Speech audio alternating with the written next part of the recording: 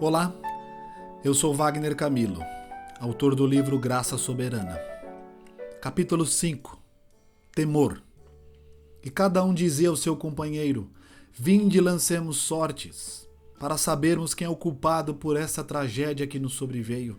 Então lançaram sortes e a sorte caiu sobre Jonas. Então lhe disseram: declara-nos agora, por culpa de quem nos sobreveio essa tragédia? Que culpação é a tua? De onde vens? Qual é a tua terra? E de que povo és tu? Ele lhes respondeu: eu sou hebreu, adorador do Senhor, o Deus do céu, que fez o mar e a terra seca. Então os homens ficaram com muito medo e disseram: que é isso que fizeste? Os homens sabiam que ele fugia da presença do Senhor, pois lhes havia contado. Jonas capítulo 1, versos 7 a 10. Na Bíblia não há um ser humano sequer que seja capaz de se esconder atrás das cortinas de seu próprio pecado. Temos o exemplo de Moisés, que após matar um egípcio, foi obrigado a fugir para Midian, tendo em vista que o assassinato que praticou havia sido descoberto. Êxodo 2, 13 e 14. Davi foi julgado duramente por Deus, tempos após cometer um adultério, e logo em seguida sentenciar à morte de Urias, segundo Samuel 12, 7 a 14. Com Jonas não foi diferente. Deus não o deixou no anonimato. A sua máscara foi arrancada e o seu pecado foi exposto à vista de todos. Se você pensa que foram os pagãos que encontraram Jonas, se engana. Foi Deus quem o entregou nas mãos dos pagãos. Deus está agindo desde o início para trazer o profeta quanto mais ao coração da sua missão. Seria possível imaginarmos a indiferença de Jonas? As ondas assolavam o navio. Os marinheiros logo trataram de aliviá-lo ao máximo, lançando boa parte da carga ao mar. A crise levou estes homens a clamarem aos seus deuses. O desespero era grande. Diante do quadro desesperador, eles tiveram uma ideia. E cada um dizia ao seu companheiro: vinde e lancemos sortes, para sabermos quem é o culpado por essa tragédia que nos sobreveio. Então lançaram sortes, e a sorte caiu sobre Jonas. Jonas 1,7.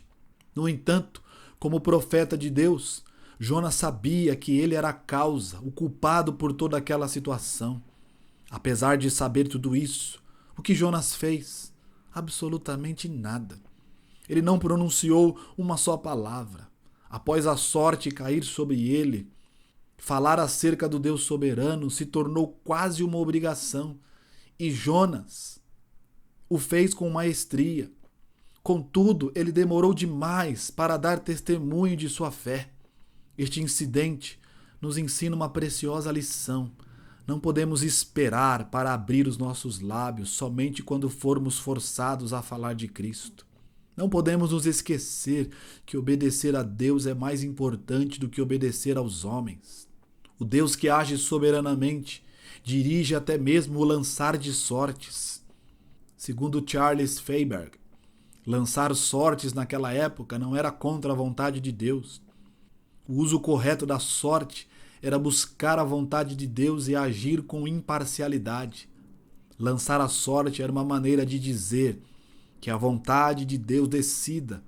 Temos o caso de Acã, Josué 7,16, na divisão das terras sobre as ordens de Josué, Josué 15,1. No caso da transgressão de Jonatas, 1 Samuel 14, 36 a 42. E na escolha de Matias, Atos 1, 26. No entanto, após a descida do Espírito Santo em Pentecostes, não há qualquer referência ao lançamento de sorte para o crente. A permanência do Espírito Santo agora é suficiente para orientação na vida de cada crente. E é assim que Deus procede de acordo com a sua palavra. Jonas tentou se esconder até onde pôde, mas não conseguiu. Se ele estivesse ocupado em cumprir as ordens de Deus e ser um profeta para as nações, proclamando o santo evangelho, a situação poderia ter sido muito diferente. A sorte foi lançada para descobrir quem era o grande pecador. Philips escreve: enquanto a consciência do homem permanece indiferente ao seu pecado, ele prefere outras opções à fé em Jesus Cristo. Apenas quando o homem vê a justiça da ira de Deus contra seu pecado, razão pela qual Deus lhe deu sua lei. O homem buscará o Salvador que Deus providenciou e entregará seu coração a Cristo. Todo pecado praticado um dia será revelado. Deus age desta forma porque nos ama e espera encontrar em nosso coração um sincero arrependimento. Deus o desmascarou diante de todos os marinheiros. Veja o que diz a narrativa bíblica. Então lançaram sortes, e a sorte caiu sobre Jonas. Jonas 1,7. Será que Jonas teria como escapar desta vez? Será que ele deveria negar, dizer que não é culpado? A sorte caiu sobre Jonas. Diante disso, ele foi obrigado a admitir que o jogo havia acabado. Desta vez, Jonas não pôde se esconder. Afinal, aceita o seu destino e trata logo de assumir toda a responsabilidade. Eu sou hebreu, adorador do Senhor, o Deus do céu, que fez o mar e a terra seca. Jonas 1,9. Deus chama cada um de nós para que assumamos o nosso pecado diante dele. A cruz de Cristo é completamente eficiente para salvar-nos, porque justamente nos coloca em nosso devido lugar, o lugar de total humilhação. Assim como as sortes caíram sobre Jonas e o seu pecado foi revelado, da mesma forma a cruz de Cristo revela que Deus viu o nosso pecado e diante disso derramou toda a sua ira sobre o seu Filho, para que todo aquele que nele crer não pereça, mas tenha vida eterna. A cruz de Cristo anuncia a todo mundo que Deus viu o nosso pecado, de modo que agora não há nenhum justo sequer, a não ser o seu bendito Filho Jesus Cristo. Diante da enxurrada de perguntas, Jonas de forma direta responde apenas a última pergunta. Ele se declara um hebreu que temia o Senhor, mas de forma intencional ele omite sua ocupação, de onde estava vindo e qual era a sua terra. Então lhe disseram: declara-nos agora, por culpa de quem nos sobreveio essa tragédia? Que ocupação é a tua? De onde vens? Qual é a tua terra? E de que povo és tu? Ele lhes respondeu: eu sou hebreu, adorador do Senhor, o Deus do céu, que fez o mar e a terra seca. Jonas 1, 9 e 10. Jonas não diz que é profeta, e nem que havia sido chamado por Deus para ir a Nínive. Jonas declara que Deus, além de ser o Senhor, havia criado o mar e a terra. Ao descrever o Senhor que fez o mar e a terra, Jonas deixa claro aos marinheiros que seu Deus é responsável por aquela crise. Jonas teme a Deus. Então por que ele desobedece? Se Jonas reconhece o poder de Deus, por que então fugir? Porque Jonas o desafia. Jonas é o profeta que sabe, mas não pratica. Ele conhece, mas não vive. Jonas diz temer a Deus, mas suas atitudes dizem outra coisa. Jonas não se envergonha de sua fé, mas não a vive. Não seja um cristão contraditório. Suas palavras precisam ser demonstradas por atitudes. Não seja como Jonas, que colocou seus interesses acima da vontade de Deus. Aqueles que temem a Deus cumprem a sua vontade. Jonas não assume diante dos marinheiros que é um profeta, nem tampouco age como profeta. Guisaltino Filho escreve: há um descompasso entre as palavras de Jonas e as atitudes de Jonas.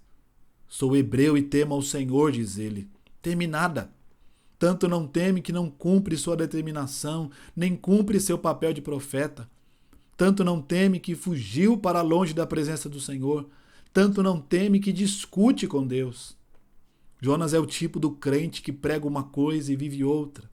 A sua teologia está completamente desafinada à sua prática. Jonas é um profeta que desce em queda livre, em vez de glorificar o seu Deus diante de toda a cidade de Nínive. Ele envergonhou o nome do Senhor, contando aqueles marinheiros pagãos que estavam fugindo dele, dando assim a entender que o seu Deus era tão fraco quanto o deles. Jonas definitivamente é um profeta contraditório. Ao mesmo tempo que revela o seu temor a Deus, tenta controlar os resultados desafiando a Deus. Do mesmo modo que ele declara que a salvação pertence ao Senhor, ao ver a graça de Deus sendo derramada sobre os ninivitas, pede a Deus a própria morte. Jonas é o tipo de crente que tem conhecimento, mas que não tem amor. A todo instante está querendo colocar os seus interesses acima da vontade de Deus. Sua fé é antropocêntrica, focada no homem e não em Deus. A declaração de Jonas de que tudo o que estava acontecendo era o resultado de um Deus soberano, que intencionalmente estava controlando aquela grande tempestade, trouxe ao coração dos ninivitas um profundo temor. Então os homens ficaram com muito medo e disseram: "Que é isso que fizeste?" Os homens sabiam que ele fugia da presença do Senhor, pois lhes havia contado, Jonas 1:10. As palavras de Jonas tinham um tom de verdade. Os marinheiros não conseguiram argumentar com ele. O Deus de Jonas era o mesmo Deus que havia aberto o Mar Vermelho e que havia livrado o seu povo com mão forte da escravidão do Egito. É bem provável que os marinheiros tivessem conhecimento desses relatos. Naquele momento eles estavam sendo apresentados ao Deus dos hebreus. Ele não era um Deus de pedra ou de pau.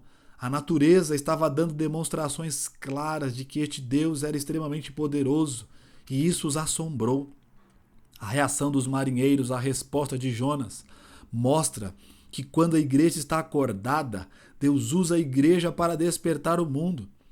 Se queremos saber por quais razões há pouco temor de nossa sociedade a Deus, basta constatarmos o pouco temor a Deus que há na igreja. O mundo à nossa volta só irá temer ao Senhor quando nos despertarmos para o temor do nosso Deus.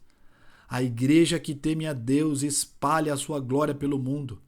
Os grandes movimentos de avivamentos não começaram nas grandes corporações, eles começaram na igreja. A glória de Deus só poderá ser percebida pela igreja.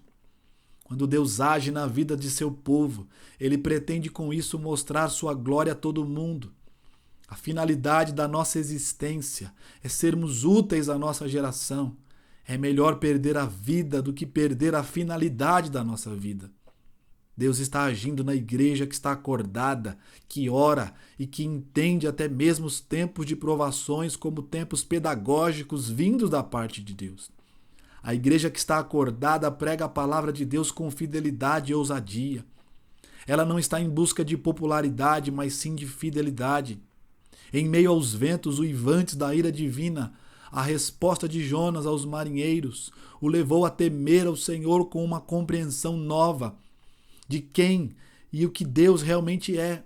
Thomas Watson escreve: Deus não quer que todo o nosso coração abandone o pecado. Quer o coração realmente convertido.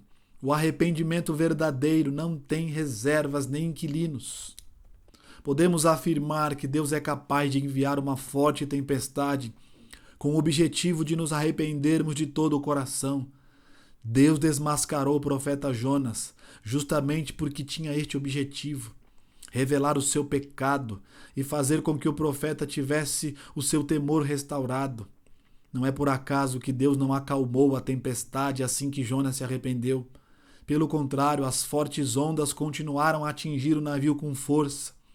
Deus nos ensina com isso que ao colocarmos as engrenagens em funcionamento, ou melhor dizendo, os pecados que cometemos trazem consequências temporais e teremos que lidar com elas.